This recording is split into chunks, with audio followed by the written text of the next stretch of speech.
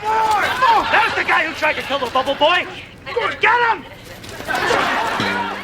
Seinfeld Bubble Boy. Good morning, Dan Delmar in for Elias Makos. That Bubble Boy episode was such a silly premise, but I find myself feeling silly talking about bubble zone legislation on the program this morning. Joanna Baron is the executive director of the Canadian Constitution Foundation, columnist with the Hub Canada. She authored the Pandemic Panic book, and also, like me, a public Jew concerned about creeping illiberalism. Hi, Joanna.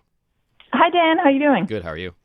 Very good. This week you spoke to, I believe it was CJAD in Toronto, Yes. about this issue. So bubble zones. First, the ridiculousness of the term and the concept. What do you think about that? And what's been your essential argument to fellow members of our community? So I was debating Councillor Brad Bradford, which I realize I'm talking to a Montreal audience. So Bradford has been a very vocal and open supporter and ally of the Jewish community, which is great. He's particularly championed these bubble zones, which in the case of the Toronto bubble zone, bans what are called acts of discouragement, which is content-based censorship, meaning censorship based on messaging. And when it got down to it, he kept referring to things like, well, this is about protecting access. This is about, protecting members of the Jewish community from being harassed.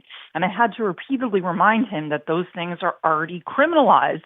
And that's not what this bubble zone does, right? It targets expression that could be offensive or sensitive, but that is lawful expression.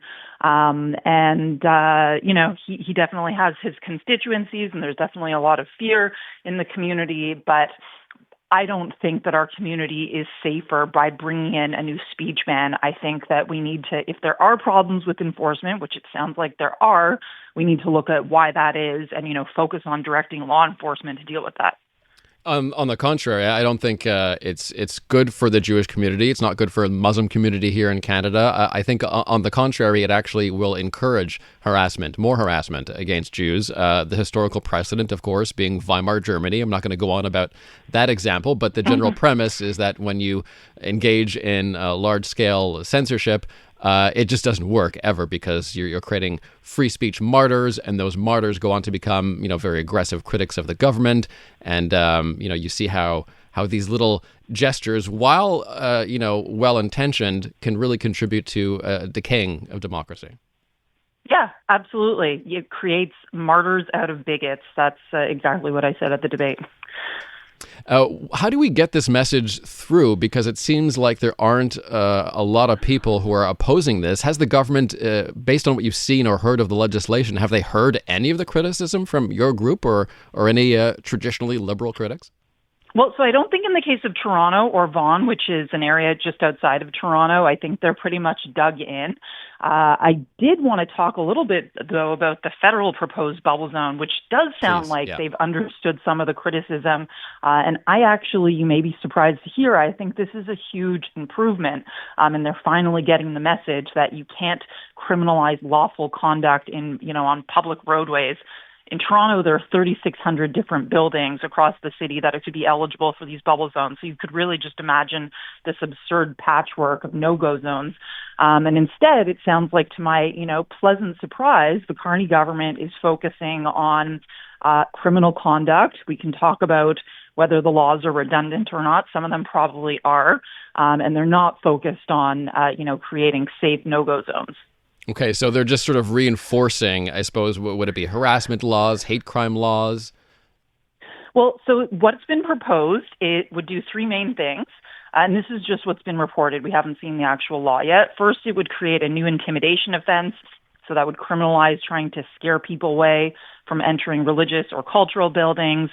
Second, it would create a new obstruction offense, criminalizing blocking access. And third, it would create a standalone hate crime offense. So this is very different from the bubble zone bylaw. It's not banning protests by geography. It's focusing on content, not content. Now, what will matter the most is enforcement. It's true the intimidation offense is redundant. We already have offenses like uttering threats, criminal harassment, intimidation. But I'm open to the argument that if a more particularized offense helps police and cops act on these incidents at the doorstep of a synagogue or a mosque, I'm open to hearing that argument. But again, it will come down to enforcement because these laws won't protect anyone if they're just, left gathering dust.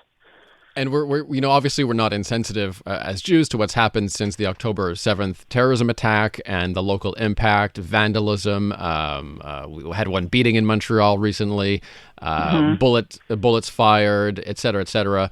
No one's looking to prolong this sort of agony for the Jewish community. Why do you think that attracting attention with this type of legislation could backfire?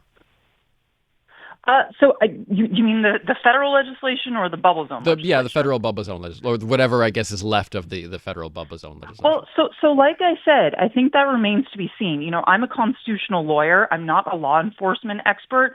And I did hear, a father came up to me at the end of the debate with CJAD, and he made kind of the best argument that I've heard so far for bubble zones. Unfortunately, Councillor Bradford didn't make it.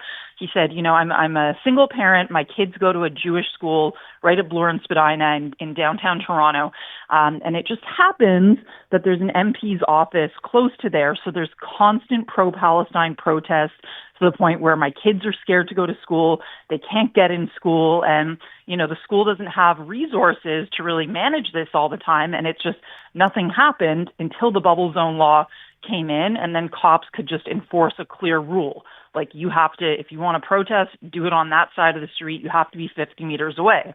And I thought, if that's really practically what's happening, first of all, I have no idea why cops are having trouble, clearing sidewalks so kids can get to school. That sounds absurd to me.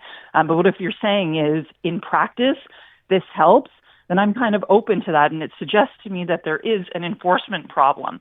And so I think if what the Carney government's what they're driving at is just like signaling more clearly to law enforcement what the expectations are, I'm open to seeing how that works. Again, it's redundant. It'll come down to enforcement. But what it's not doing is criminalizing otherwise lawful content based on geography.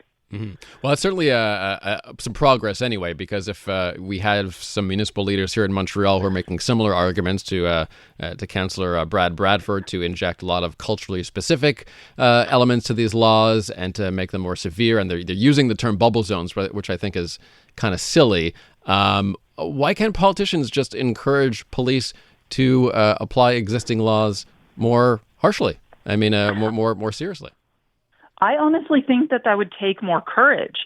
I think that would involve looking at things in the eye, looking at what cops are actually doing, asking cops how they're exercising discretion, because there have been numerous high-profile incidents. For example, Ezra Levant, the provocateur, who I'm not a huge fan of, but he counter-protested at a particularly offensive Yahya Sinwar cosplaying incident that was just in like a Jewish neighborhood, not even targeting a political institution. And he was arrested by the cops for incitement. And I guess the cops' argument was, we're just trying to de-escalate. But to me, that's unacceptable, right? If people have a right to cosplay Yahya Sinwar at the corner of a Jewish neighborhood, then Ezra Levant can show up and tell them what he thinks. But that involves, politicians being very frank and having these conversations with with police, and actually talking about what's happening and the intolerance, and the glorification of terror that we're seeing on our street. And I think it's easier to just squirrel away the issue and say bubble zone.